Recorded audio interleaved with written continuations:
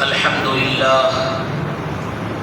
لله نحمده ونستعينه ونستغفره ونؤمن به ونتوكل عليه ونعوذ بالله من شرور أنفسنا ومن سيئات أعمالنا من يهده الله فلا مضل له ومن يضلله فلا هادي له ونشهد أن لا إله إلا الله وحده لا شريك له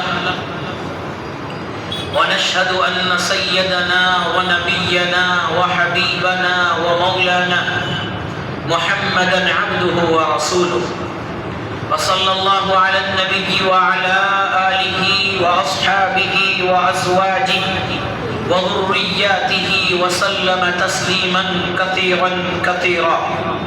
أما بعد فأعوذ بالله من الشيطان الرجيم. بسم الله الرحمن الرحيم. من عمل صالحا من ذكر أو أنثى وهو مؤمن فلنحيينه حياة طيبة. صدق الله العظيم. وقال النبي صلى الله عليه وسلم: إذا تقرب العبد إلي شبرا تقربت إليه ذراعا وإذا تقرب إلي ذراعا تقربت إليه باعا أو كما قال عليه الصلاة والسلام. محترم سامعین کرام، حاضرین مجلس،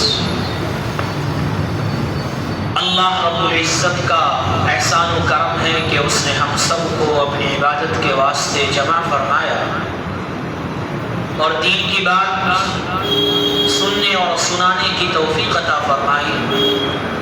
اللہ سے دعا ہے کہ جو کچھ سنا جائے اللہ تعالی ہم سب کو اس کو اپنی زندگی میں لانے کی اور اس پر عمل کرنے کی توفیق عطا فرمائے. گزشتہ دو ہفتوں سے حلال و حرام تجارت کے تعلق سے ذکر ہوا ہے اور پھر یہ بھی ذکر کیا تھا کہ اس دور میں جو آدمی بچ کر چلے گا اور اپنے آپ کو بچانے کی کوشش بے انتہا کر لے گا تو یقیناً وہ بھی کامیاب ہے. قرآن مقدس میں اللہ رب العزت نے ذکر فرمایا: من عمل صالحا من ذکر او انثى وهو مؤمن. جو انسان نیک عمل کرتا ہے، اپنے آپ کو گناہوں سے بچاتا ہے، اپنی زندگی کو، اپنی خواہشات کو، اپنے نظریات کو، اپنے خیالات کو، اپنے اخلاق کو، اپنے کردار کو اللہ کے سپرد کر دیتا ہے، اللہ کی منشا کے مطابق زندگی گزارتا ہے. قرآن فرماتا ہے فَلَنُحْيِيَنَّهُ حَيَاةً طَيِّبَةً. ہم اس کی زندگی کو خوشگوار بنا دیتے ہیں. جو چند چیز پہلے بیان ہوئی، انسان ان کو اپنے سے دور رکھنے کی کوشش کرے گا اور اپنے آپ کو بچانے کی کوشش کرے گا تو یقیناً وہ اللہ کا قریب ہو جائے گا. اور جو اللہ کے قریب ہو جاتا ہے، جو اپنی منشا، اپنی اطاعت، اپنے اخلاق، اپنی عادات، اپنے نظریات، اپنے خیالات، اپنا ظاہر، اپنا باطن اللہ کے حوالے کر دیتا ہے تو پھر اللہ رب العزت اس کو وہ زندگی عطا کرتے ہیں جو وہ چاہتا ہے. آپ نے ایک شعر سنا ہوگا: خودی کو کر بلند اتنا کہ ہر تقدیر سے پہلے خدا بندے سے خود پوچھے بتا تیری رضا کیا ہے. ایسا عمل انسان کرے اور وہ اللہ کے اتنے قریب ہو جائے کہ جو وہ چاہے اللہ اس کے مطابق زندگی چلائے، تو اس انسان کو زندگی کے اندر اور چاہیے کیا ہے؟ رسول اکرم صلی اللہ علیہ وسلم نے حدیث ارشاد فرمایا، اللہ رب العزت گویا کہ فرماتے ہیں: اے میرے بندو، جو بندہ میری طرف ایک بالش چل کر آتا ہے میں ایک ہاتھ چل کر جاتا ہوں، جو ایک ہاتھ چل کر آتا ہے میں 2 ہاتھ چل کر جاتا ہوں، جو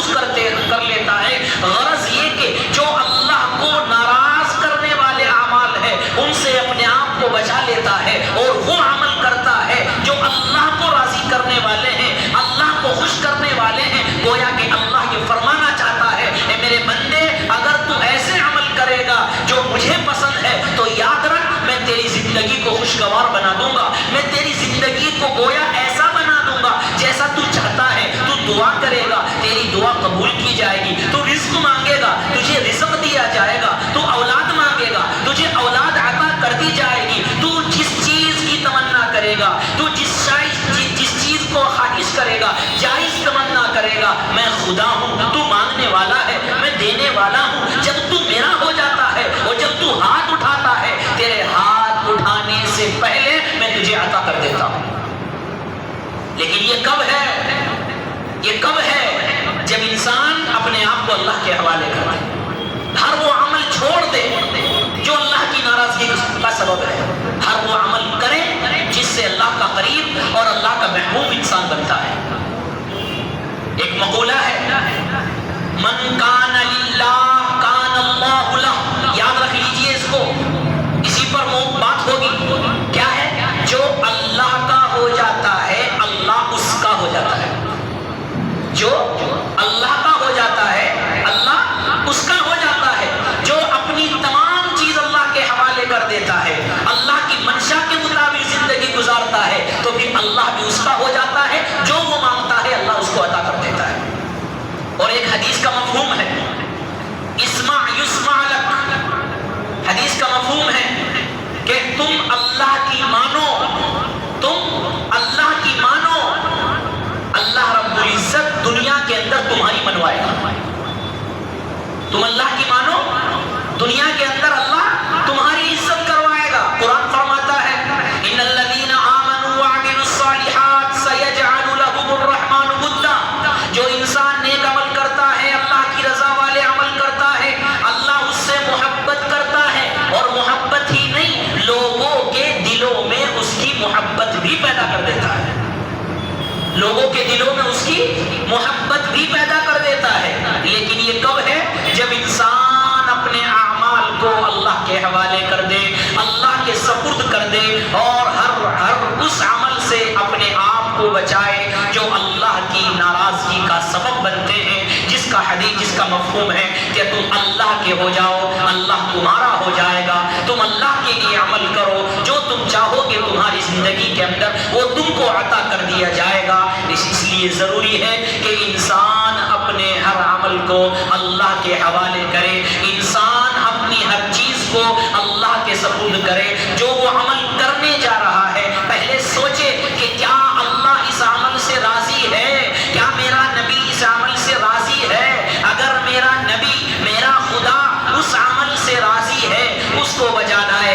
اور کرنے سے پہلے جب انسان یہ سوچے کیا میرا خدا اس سے راضی نہیں ہے, کیا میرا نبی اس سے راضی نہیں ہے, اگر راضی نہیں ہے تو اس کام کو ترک کر دے, اس کام کو چھوڑ دے, اپنی خواہشات کو چھوڑ دے. جب انسان ایسا ہو جاتا ہے تو پھر اللہ اس کی منشا کے مطابق اور اس کی دعاؤں کے مطابق اور اس کی عبادتوں کے مطابق اور اس کی خواہش اور تمناؤں کے مطابق اس کو زندگی عطا کرتے ہیں. اور پھر زندگی نہیں بلکہ اس کا حکم ہواؤں, درندوں, چرندوں, پرندے بھی اس کے تابع بن جاتے ہیں. اللہ محبتیں ڈال دیتا ہے. بن کر تو دیکھو اللہ کا, آ کر دے دیکھو اللہ کی چوکھٹ پر, اپنے گناہوں سے معافی مانگ کر تو دیکھو, معلوم ہوگا. حضرت عمر بن عاص رضی اللہ تعالی عنہ کو جب مصر کا گورنر بنایا گیا تو جو دریائے نیل ہے وہ خشک ہو گیا. اور اس وقت ہوتا یہ تھا کہ جب تک کہ کسی کنواری لڑکی کو بن سنوار کر, سنگار کر کر اس دریائے نیل کے اندر نہ ڈالا جاتا تو وہ دریائے نیل اوپر نہ آتا, یعنی اس کا پانی جاری نہ ہوتا. اس وقت یہ ہوتا تھا. حضرت عمر بن عاص کو جب وہاں کا گورنر بنایا گیا, مصر فتح ہوا اور معلوم ہوا حضرت عمر بن عاص کو کہ دریائے نیل کا پانی خشک ہے, اور یہاں ایک رسم چلتی آ رہی ہے کہ ہر سال ایک نوجوان عورت کو قتل کر کر اس کی بھیٹ چڑھائی جاتی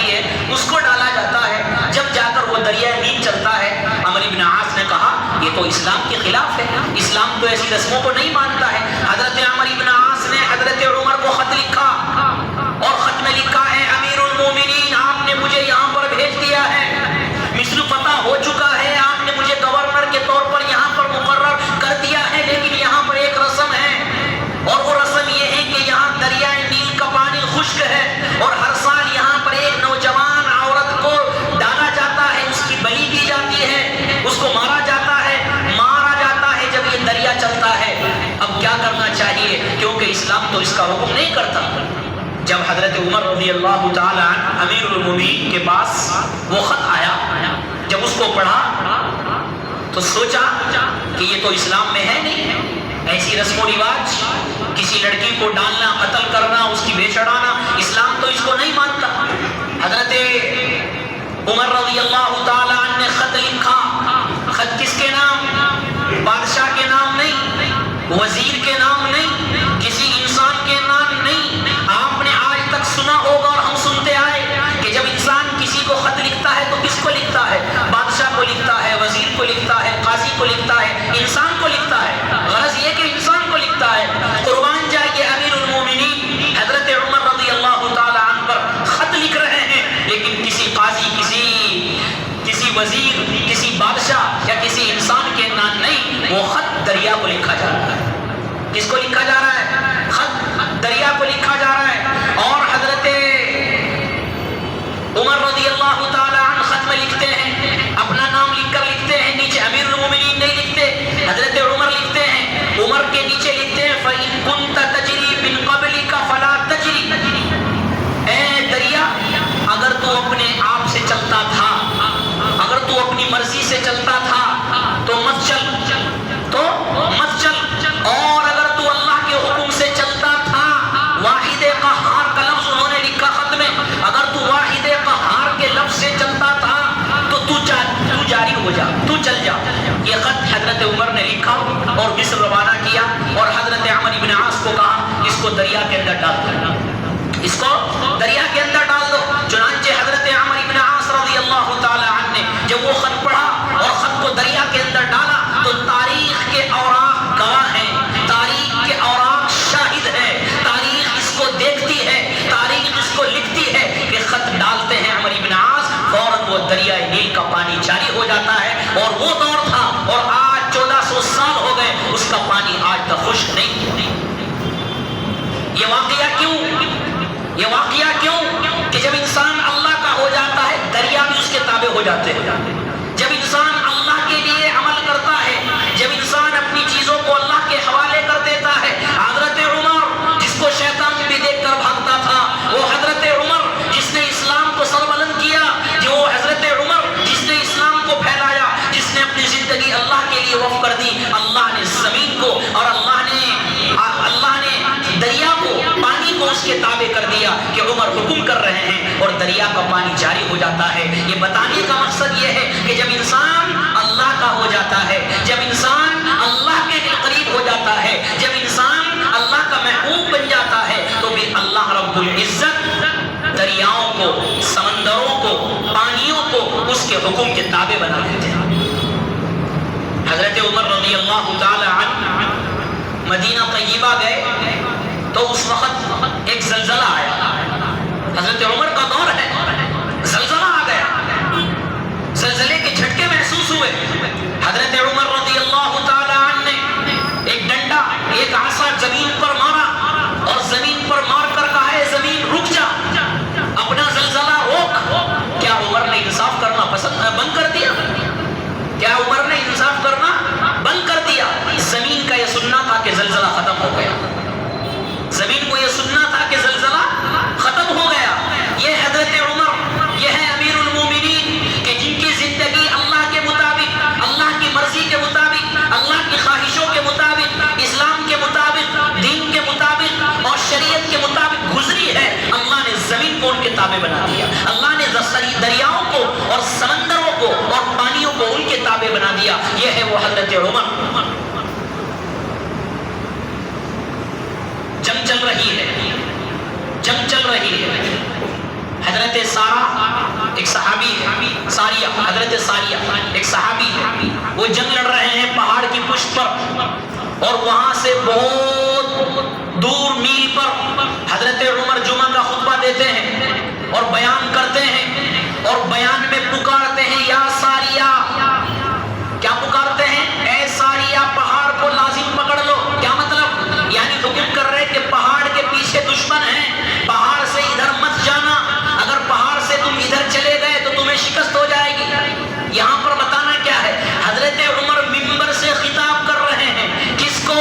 حضرت ساریہ کو، اور حضرت ساریہ موجود مسجد میں نہیں ہیں، خطاب نہیں سن رہے، بلکہ جنگ کے میدان کے اندر شریک ہیں، لیکن خدا کی قدرت دیکھیے، خدا کا نظام دیکھیے، خدا کی وحدانیت دیکھیے، خدا کی قدرت دیکھیے کہ کئی سو میل پہلے حضرت عمر خطبہ دیتے ہیں، حضرت عمر بیان کرتے ہیں، اپنی زبان سے آواز کو نکالتے ہیں، اللہ رب العزت اس آواز کو حضرت ساریہ کے کانوں میں پہنچا دیتے ہیں۔ کہاں حضرت عمر اور کہاں حضرت ساریہ، لیکن حضرت عمر بولتے ہیں، حضرت ساریہ کے کانوں میں جا کر وہ آواز پڑتی ہے۔ یہ بتانا ہے کہ جب انسان اللہ کا ہو جاتا ہے، اللہ ہواؤں کو اس کے تابع بنا دیتا ہے، ہواؤں کے ذریعے اللہ نے وہ آواز پہنچا دی، ہواؤں کے ذریعے اللہ نے وہاں پر وہ مقام دے دیا۔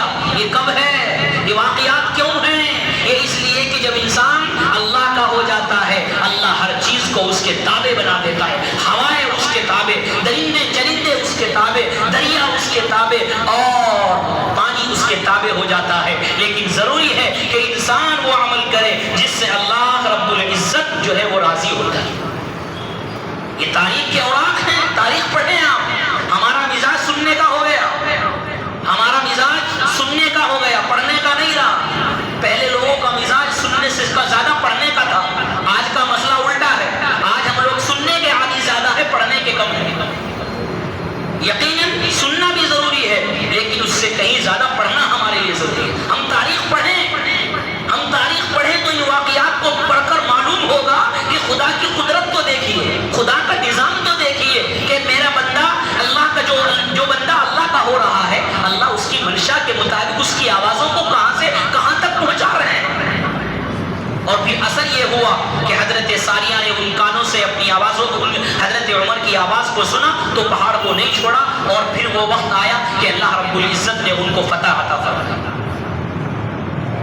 افریقہ کا جنگل، بربر قوم، بڑی شاطر، بڑی طاقتور قوم، حضرت عقبہ ابن نافع اس کے گورنر، اس کے حاکم، اس کے امیر، قافلہ جا رہا ہے، رات کا وقت ہو گیا، جنگل خطرناک، اس جنگل کے اندر شیر، سانپ، بچھو سب موجود۔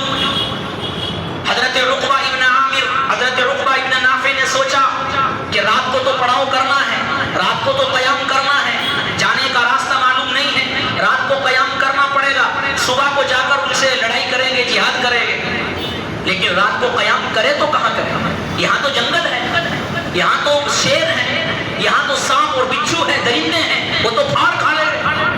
تاریخ کے اوراق گواہ ہیں، تاریخ نے وہ اوراق اور تاریخ نے وہ الفاظ نقل کیے ہیں۔ حضرت عقبہ ابن نافع رضی اللہ تعالیٰ عنہ کھڑے ہوتے ہیں، پہاڑی پر چڑھتے ہیں، اور پہاڑی پر چڑھ کر پکارتے ہیں، کیا کہتے ہیں؟ انا اصحاب رسول اللہ صلی اللہ علیہ وسلم، اے جانوروں ہم اللہ کے رسول کے غلام ہیں۔ کیا کہتے ہیں؟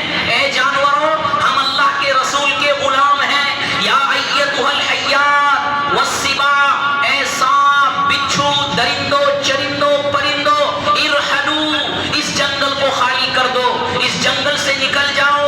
فإن وجدنا بعد ذلك قتلنا، اگر ہم نے اس کے بعد تمہیں یہاں پر پایا تو تم ہمیں قتل نہیں بلکہ ہم تمہیں قتل کریں گے۔ کون کہہ رہا ہے؟ حضرت عقبہ ابن نافع کہہ رہے ہیں۔ کون کہہ رہا ہے؟ صحابی رسول کہہ رہے ہیں، عاشق رسول کہہ رہے ہیں، غلامان رسول کہہ رہے ہیں۔ سائنس حیران ہے، سائنس حیران ہے، سائنس آ کر یہاں پر ختم ہو جاتی ہے کہ عقبہ ابن نافع رضی اللہ تعالی عنہ کی آواز میں کون سا جادو تھا جو سانپوں کے کانوں کے اندر پڑا، ہاتھیوں کے کانوں کے اندر پڑا، اور شیروں کے کانوں کے اندر پڑا۔ تاریخ کے اوراق گواہ ہیں، اور تاریخ پڑھیے، عقبہ ابن نافع حکم کرتے ہیں، اور تاریخ کے اوراق گواہ ہیں۔ بربر قوم اپنی آنکھوں سے دیکھ رہی تھی کہ شیر کو لے کر جنگل خالی کرتا ہوا جا رہا ہے. بربر قوم اپنی آنکھوں سے دیکھ رہی تھی کہ ہاتھی اپنے بچوں کو لے کر جا رہا ہے. بربر قوم اپنی آنکھوں سے دیکھ رہی تھی کہ سانپ اپنے بچوں کو لے کر جنگل خالی کرتا ہوا جا رہا ہے. یہ آواز کس نے پہنچائی؟ یہ آواز ان درندوں، چرندوں، شیر اور ہاتھیوں کے اندر کیسے پہنچی؟ سائنس حیران ہو جاتا ہے، لیکن سائنس کی ایک حد ہوتی ہے. اسلام جو حکم کرتا ہے اس کا انکار کوئی نہیں کر سکتا. سائنس جھوٹی ہو سکتا ہے، سائنس کا عمل جھوٹا ہو سکتا ہے. قرآن کا حکم، قرآن کا عمل، حدیث کا حکم، حدیث کا عمل، میرے نبی کا عمل، میرے نبی کا حکم جھوٹا نہیں ہو سکتا. صحابی رسول پکارتے ہیں اور درندے چرندے اپنے کانوں سے اس آواز کو سن کر جنگل کو خالی کر دیتے ہیں. ہے کوئی دنیا کا سمجھنے والا سائنس کہ کیا جنگل خالی کر دے گا کوئی؟ کیا کوئی شیر خالی کر دے گا آواز کو سن کر؟ کیا کوئی سانپ چلا جائے گا؟ سانپ تو مارے گا، ڈسے گا. شیر تو دھاڑے گا، اس کے اوپر لپکے گا. وہ شیر جو ہے وہ جنگل خالی نہیں کرے گا. لیکن اسلام نے اللہ رب العزت نے اسلام کو ایک الگ ہی بلندی عطا فرمائی، مسلمانوں کو الگ سے عزت عطا فرمائی. حضرت عقبہ ابن نافع رضی اللہ تعالی عنہ کی آواز ان کے کانوں کے اندر جاتی ہے، جنگل خالی ہو جاتا ہے. بربر قوم جس سے لڑائی ہونی تھی، جس سے جنگ ہونی تھی، جب اس نے یہ دیکھا کہ یار یہ کیسی قوم ہے، یہ کیسی قوم ہے کہ درندے ان کی باتیں سن رہے ہیں، چرندے ان کی باتیں سن رہے ہیں، شیر ان کی باتوں کو سن کر جنگل خالی کر رہا ہے، ہم ان سے نہیں جیت سکتے، ہم ان سے نہیں جیت سکتے. انہوں نے جنگ لڑے بغیر اکثر و بیشتر مسلمان ہو گئے. جنگ لڑے بغیر اکثر و بیشتر کیا ہو گئے؟ مسلمان ہو گئے. یہ ہے جب انسان اللہ کا ہو جاتا ہے درندے بھی اس کے تابع ہو جاتے ہیں. جب انسان اللہ کی مرضی کے مطابق زندگی گزارتا ہے تو درندے چرندے شیر بھی اس کے تابع ہو جاتے ہیں. ہوائیں اس کے تابع، سمندر اس کے تابع، دریا اس کے تابع. ضرورت ہے ہمیں اپنے اللہ کو منانے کی، ضرورت ہے ہمیں اپنے اللہ کو راضی کرنے کی. آج ہم سے کوئی ناراض ہو جائے، ہمیں اس کو منانے کی فکر، ارے فلاں شخص ناراض ہو گیا، فلاں شخص ناراض ہو گیا، اس کی ٹینشن ہم لے کے رکھتے ہیں، اس کی ٹینشن ہمارے ذہنوں میں، اس کی ٹینشن ہمارے دلوں میں کہ فلاں ناراض ہو گیا، فلاں غصہ ہو گیا، فلاں ایسا ہو گیا. لیکن کیا ہم نے سوچا ہے، کیا ہم نے کبھی غور کیا ہے کہ میرا اللہ مجھ سے راضی نہیں ہے، اس کو منانے کی فکر بھی کرنی چاہیے؟ کیا ہم نے سوچا ہے رشتہ داروں کو منانے کی فکر، غیروں کو منانے کی فکر، غیروں کے ناراض ہونے کی فکر، لیکن میرا اللہ ناراض ہے اس کو منانے کی فکر کیوں نہیں؟ اس کو منانے کی فکر کیوں نہیں؟ اگر ہم نے اپنے اللہ کو منا لیا تو ساری دنیا ہماری ہو جائے گی. ہم نے اپنے اللہ کو منا لیا، ساری دنیا ہمارے تابع بن جائے گی. حضرت بشر حافی رحمۃ اللہ علیہ بڑے بزرگ گزرے ہیں، بہت اللہ والے گزرے ہیں، بڑا قصہ ہے ان کا. اس کا خلاصہ یہ ہے کہ وہ اللہ کے اتنے قریب ہو گئے، اللہ کے اتنے قریب ہو گئے، اتنے معزز بن گئے وہ اللہ تعالیٰ کے، اتنے قریب بن گئے. کتابوں کے اندر لکھا ہے کہ جس وقت وہ نماز کے لیے جاتے تھے، جس راستے سے جاتے تھے، اس راستے پر کتا یا کوئی جانور پیشاب اور پخانہ نہیں کرتا تھا. اس راستے پر کتا یا کوئی جانور پیشاب نہیں کرتا تھا جب اس راستے سے جاتے تھے. ایک دن کیا ہوا کہ ایک دن نمازی جا رہے ہیں، مقتدی جا رہے ہیں، سب کو معلوم تھا کہ یہاں سے حضرت گزرتے ہیں اور یہاں پر کوئی جانور پیشاب بھی نہیں کر سکتا. اللہ رب العزت نے اتنی عزتیں ان کو دی ہے کہ جانور بھی ان کی تابع داری اور ان کے حکم کے مطابق گویا کے ہیں. ایک دن کیا ہوا کہ راستے میں مقتدی حضرات جا رہے ہیں تو دیکھا کہ راستے میں پیشاب پڑا ہوا ہے. سب حیران ہو گئے کہ کیا ہوا، کیا آج حضرت بشر حافی نہیں آئے؟ معلوم ہوا کہ حضرت بشر حافی کا انتقال ہوا. بتانے کا مقصد یہ ہے جب انسان اپنی زندگی کو اللہ کے حوالے کر دیتا ہے، اللہ کے سپرد کر دیتا ہے، اللہ کے مطابق زندگی گزارتا ہے، پھر اللہ رب العزت جو ہے اس کو دنیا کے اندر روشن کر دیتے ہیں. اس کو دنیا کے اندر اللہ رب العزت اس کے لیے محبتیں بٹھا دیتے ہیں، لوگوں کے دلوں کے اندر محبتیں بٹھا دیتے ہیں اور ہر چیز کو اس کے تابع بنا دیتے ہیں. لیکن ضروری ہے اس کے لیے کہ انسان اپنے ہر عمل کو اللہ کے مطابق کرے، انسان ہر عمل کو اللہ کی مرضی کے مطابق گزارے. جب انسان اللہ کی مرضی کے مطابق زندگی گزارے گا، اپنی خواہشات کو چھوڑے گا اور اپنی چیزوں کو چھوڑے گا اور اپنے ذہنوں اور عقلوں کو اللہ کے تابع کر دے گا، ہو جاتا ہے، پھر وہ جو مانگتا ہے اللہ اس کو حوالے کرتے ہیں، وہ دعائیں کرتا ہے اللہ اس کی دعاؤں کو قبول کرتے ہیں، اس کے رزق کے اندر برکتیں آتی ہے، اس کی زبان کے اندر اللہ رب العزت الگ تاثیر رکھتے ہیں، وہ جو چیز بھی کرے گا اللہ رب العزت اس کے اندر برکتیں عطا فرماتے ہیں۔ آپ نے حضرات نے دیکھا ابھی چند دن پہلے ہمارے ہندوستان کے اندر، یہ اللہ کی قدرت کی بات بتا رہا ہوں، سیاسی نہیں، اللہ کی قدرت آپ کو دکھا رہا ہوں، اللہ کی قدرت کا نظارہ دیکھیے، اللہ کی قدرت دیکھیے، اس کی شان دیکھیے۔ ابھی چند دن پہلے ہمارے ہندوستان ملک کے اندر افغان کے وزیر خارجہ امیر متقی تشریف لائے تھے، جو دہلی کے اندر بھی آئے اور دارالعلوم دیوبند کے اندر بھی پہنچے۔ ہم سب نے وہ نیوز اور اخبارات پڑھے، کیا ہمارے ذہنوں میں کوئی بات آئی؟ آپ سوچے جب وہ منظر چل رہا تھا، کتنا خوشنما منظر چل رہا تھا، ایک اسلام کی الگ سے شان نظر آ رہی تھی، اور ہمارے ذہنوں میں قرآن کی ایک آیت نظر آ رہی تھی۔ قرآن کی ایک آیت یاد کر لیجئے، وَتِلْكَ الْأَيَّامُ نُدَاوِلُهَا بَيْنَ النَّاسِ، اللہ فرماتے ہیں ہم دنوں کو الٹتے پلٹتے رہتے ہیں۔ کیا مطلب؟ حالات کو الٹتے پلٹتے رہتے ہیں، حالات ایک جیسے نہیں رہتے، آج کچھ ہے کل کو کچھ ہے، یہ اللہ کا نظام ہے، یہ اللہ کی قدرت ہے۔ ایک وقت کچھ اور تھا، ایک وقت کچھ اور تھا۔ میں نے بتانے کا مقصد یہ ہے، خدا کی قدرت دیکھیے، چند سال پہلے کی بات ہے، سن 2021 سے پہلے کی بات ہے کہ وہ طالبان جس کے بارے میں ہندوستان کے اندر یہ کہا گیا تھا کہ دہشت گرد ہے، دہشت گرد ہے، جس کے بارے میں افغان کے بارے میں یہ کہا گیا تھا وہ دہشت گردی کا اڈا ہے، جس کے بارے میں یہ کہا گیا تھا ہندوستان کے اندر افغان کا نام لینا اور طالبان کا نام لینا ایک مجرم سمجھا جاتا تھا، ہندوستان کے قانون کی خلاف ورزی سمجھا جاتا تھا۔ اللہ کی قدرت دیکھیے، اللہ کی شان دیکھیے، چند سال پہلے کیا حال تھے کہ طالبان کا نام لینا مجرم قرار دیا جاتا تھا، طالبان اور افغان کا اپنی زبان سے ذکر کرنا ایک مجرم قرار دیتا تھا۔ آج وہی لوگ جو طالبان کو دہشت گرد کہتے تھے، آج وہی لوگ جو افغان کو دہشت گرد کہتے تھے، آج وہ لوگ یہ کہتے تھے کہ لڑائی کرنے والے ہیں۔ خدا کی قدرت دیکھیے، یوٹن اللہ نے دیا ہے اور لوگوں کو بتایا ہے، میری قدرت دیکھیے، جو لوگ طالبان کو دہشت گرد کہتے تھے آج وہ لوگ امیر خان متقی کے آنے پر کہہ رہے ہیں کہ امیر خان متقی اور افغان اور طالبان قوم دہشت گرد نہیں بلکہ محبت کا دیپ جلاتی ہے، محبت کا پیغام دیتی ہے۔ کہاں دہشت گرد کہتے تھے اور آج جب وہ آئے تو ان کو محسوس ہوا کہ اصل یہ ہے اصل اسلام۔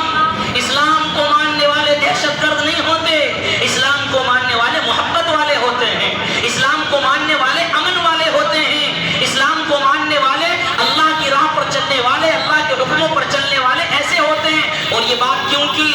اس لیے کہ افغان کے اندر اسلامی قانون ہے، افغان کے اندر اسلامی ضابطہ ہے، وہاں شراب کی دکانیں نہیں ہیں، وہاں زنا کے اڈے نہیں ہیں، وہ لوگ اپنی زندگی اللہ کے حوالے کر چکے ہیں، وہ لوگ اپنی اسلامی مملکت اور اپنی اسلامی چھاؤنی قائم کر چکے ہیں، وہ اپنی زمین اپنے ضمیر کو اللہ کے لیے وقف کر چکے ہیں۔ پھر اللہ نے بھی دکھا دیا کہ آج ہندوستان کے اندر بھی ان کی عزتیں ہوتی ہیں، جو اللہ کا ہو جاتا ہے اللہ اس کا ہو جاتا ہے، دنیا کو اس کے تابع بنا دیتا ہے کہ چند سال پہلے کیا تھا، چند سال پہلے کیا تھا اور اللہ نے کیا دکھایا۔ دیکھو میری قدرت کو، جو دشمن یہ کہتے تھے آج وہی لوگ محبت کہنے والے کہتے ہیں، اور اللہ نے دکھا دیا جو لوگ اب سے چند سال پہلے کہتے تھے کہ دارالعلوم دیوبند نعوذ باللہ دہشت گردی کا اڈا ہے یہ کہتے تھے، آج وہی لوگ میڈیا پر بیٹھ کر کہتے ہوئے نظر آ رہے ہیں کہ دارالعلوم دیوبند محبت کا پیغام دیتا ہے، دارالعلوم دیوبند امن کا پیغام دیتا ہے،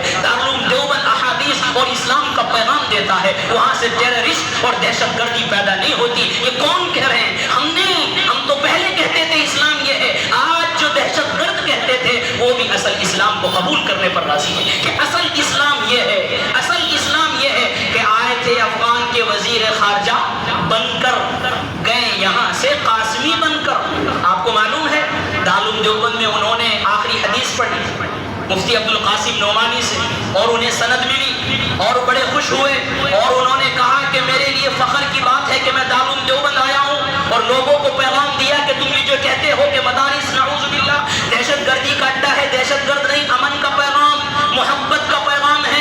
آئے تھے وزیر خارجہ بن کر، گئے یہاں سے قاسمی بن کر، آئے تھے افغان کے کے وزیر خارجہ بن کر گئے دارالعلوم دیوبند کے شاگرد بن کر. یہ آپ کے حضرات کے سامنے کیوں بات بتائی؟ یہ خدا کی قدرت بتانی ہے.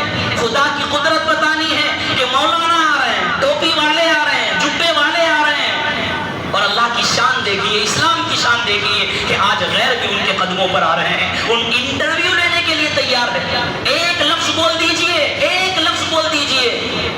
یہ ہے اصل قدرت اللہ کی کہ جب انسان اللہ کے حوالے ہو جاتا ہے, اللہ دوسروں کو دوسروں کے دلوں میں اس کی محبتیں ڈال دیتا ہے. اور یہ تو خدا کا نظام ہے.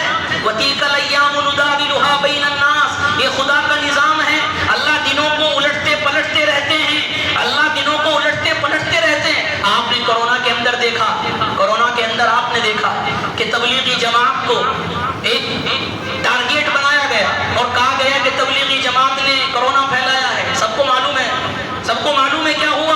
لیکن اللہ کی شان دیکھیے, اللہ کی قدرت دیکھیے. وہ تبلیغی جماعت جو مہذب جماعت ہے, جو پاکیزہ جماعت ہے, جس کا مشن صرف لوگوں کو دعوت دینا ہے, جس کا مشن صرف بھلائی کی دعوت دینا ہے, جس کا مشن کسی سے کوئی پرواہ نہیں, صرف اپنے مسلمان بھائیوں کو دین کی دعوت دینا ہے, اپنے مسلمان بھائیوں کو نماز کی دعوت دینا ہے, اپنے مسلمان بھائیوں کو اسلام کی دعوت دینا ہے, اپنے مسلمان بھائیوں کو مسجدوں میں کھینچ کر لانا ہے. اس مہذب جماعت کو بدنام کرنے کی کوشش کی گئی تھی کورونا کے وقت میں. چند سال گزرے ہیں, چند سال گزرے ہیں. جو لوگ یہ کہتے تھے کہ کورونا انہوں نے پھیلایا ہے, ان کی زبان سے نکلا ہے کہ کورونا تبلیغی جماعت نے نہیں, بلکہ عام انسان جو بیماری ہے وہ بیماری ہے تبلیغی جماعت نے نہیں پھیلائی. یہ اللہ کی قدرت ہے, یہ اللہ کا نظام ہے.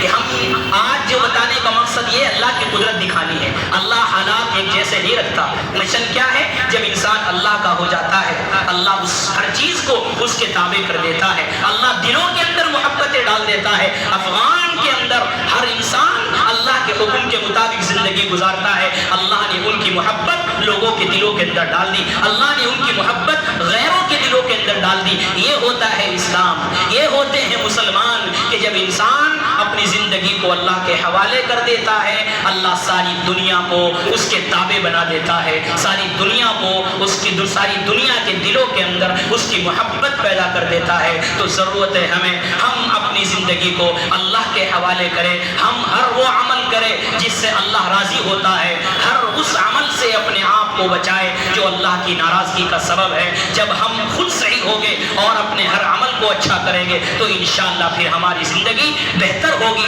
قرآن فرماتا ہے تمہاری زندگی کو بہتر میں بناؤں گا بشرطے کہ تم میرے بن جاؤ, تم میرے بن جاؤ, میں تمہاری زندگی کو بہتر بنا دوں گا, تمہاری زندگی خوشگوار بنا دوں گا. تو ضرورت ہے ہم اللہ کی منشا کے مطابق اور اللہ کی مرضی کے مطابق زندگی گزاریں. اللہ تعالی ہم سب کو عمل کرنے کی توفیق عطا فرمائے.